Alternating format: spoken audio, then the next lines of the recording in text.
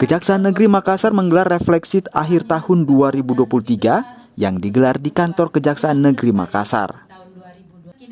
Salah satu capaian di sepanjang tahun 2023 yakni penangkapan 7 buronan atau DPO.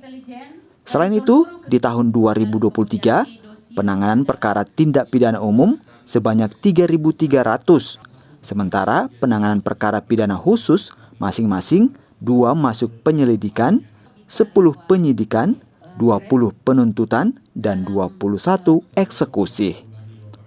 Di tahun 2023 ini juga, Kejari Makassar menyelamatkan uang negara sebanyak 7,7 miliar rupiah lebih.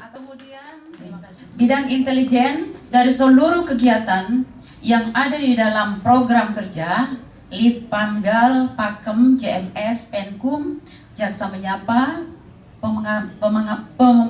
pengamanan pembangunan strategis daerah, tangkap buron atau DPO, itu semua berjalan sesuai dengan alokasi anggaran dan ada, artinya berjalan sesuai dengan program kerja sehingga penyerapan anggaran untuk bidang intelijen itu terserap 100%.